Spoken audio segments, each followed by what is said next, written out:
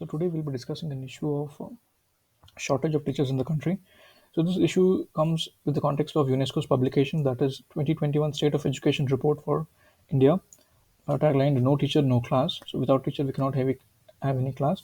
And teacher, as per the latest national education policy, is also considered central to the learning process. So, as we know, according to the 2021 State of Education Report for India 2021, no teachers, no class. So, there are 1 lakh, roughly 1.1 lakh schools in India just having one teacher. So, just imagine 1.1 lakh schools having just one teacher in the country. So, this is the state of shortage of teachers in the country. And a total of 19%, or roughly 111 lakh teaching positions in schools lie vacant in the country, and 69% of these vacancies are in rural areas. So again, there's a divide between rural and urban areas in the teachers context. The problem is especially acute in districts with a higher representation from SCs and STs, and all across the northeastern region, which are largely the underdeveloped parts of the country. So the underdeveloped regions of the country have lower teachers. So this is the kind of correlation which we can easily make.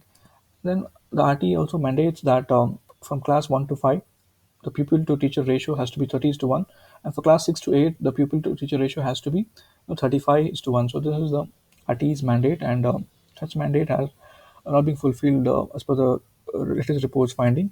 A large number of these educators, they do not have permanent jobs. They are of the nature of Shiksha Mitras or para teachers, as they call it, because they are only qualified to assist the full-time teachers. They themselves cannot become full-time teachers, or they are not able to fulfill the core role of teaching. For example, in Shamli, UP, there's a place in UP, one para teacher is responsible for 225 students at a government primary school. So such is the disproportionate skewed ratio which is operating in Shamli. So this 1 is to 225, which is nowhere near to the RT's mandate of 30 is to 1, or even 35 is to 1. So as per the RT, so even permanent teachers are deputed to carry out other non-core, non-teaching activities. For example, carrying out census, carrying out election duties, a plethora of non-teaching jobs such as cooking midday meals, and even administering polio drops. So even the permanent teachers, if they exist, are deputed towards non-teaching activities. So the core role of teachers to educate and enlighten the child, that in a way is not yet being fulfilled, and despite over top of it there is a shortage, and the COVID pandemic has only aggravated these challenges. For instance, challenges which the COVID context brought was innovative ways to impart education, especially in the digital mode, which earlier teachers were not trained, from maybe uh, taking interactive classes over WhatsApp or Zoom to delivering recorded lessons and broadcasting of on speakers. So teachers have tried their best to include students who are on the other side of digital divide, because as we know, only 19% of schools have access to internet services, and many students themselves, especially from rural background, don't have access to gadgets, or so they have to deliver in a variety of ways to ultimately reach the student. So they tried their best. This is what the report is trying to highlight. So this is one of the ways, um, innovative ways they tried to impart education, especially in the COVID context. But however, overall, as we see, there is a push towards online education or digital education by the government as well as the national education policy. But this push, one, as the report points out, might end towards mechanization of education, where the education becomes very mechanized, and students um, just becomes instrumental. They become very instrumental in their approach. So there has to be nuanced use of digital resources. Then instead of just pushing all out for digitalization of education, there has to be nuanced use of the available digital resources by the teaching staff.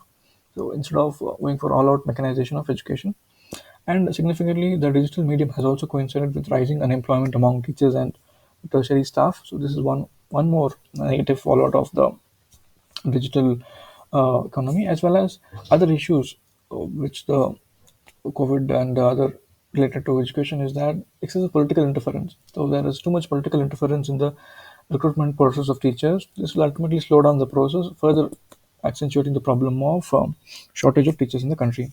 So this attitude of overall shortage in the country, teachers shortage in the country, does not bode well for India's aspirations to become a knowledge economy. So there should be a strong line of thought, especially with respect to the knowledge economy boom as we're seeing it.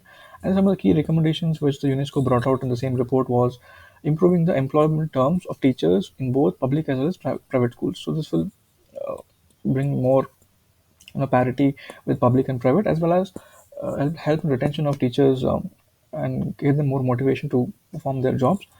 And in the current context, the second most important recommendation is providing teachers with meaningful ICT training, so which is necessary, especially in the COVID times.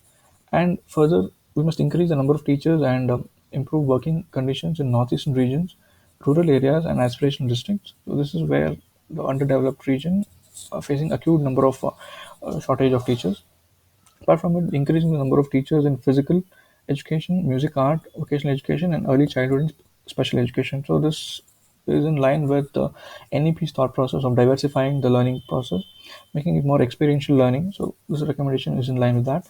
And then we must also restructure the pre-service professional development and strengthen curriculum and pedagogical reform. So this is a continuous process of teacher training, teacher development. Now this has to go in line with strengthening the curriculum as well as pedagogical reforms.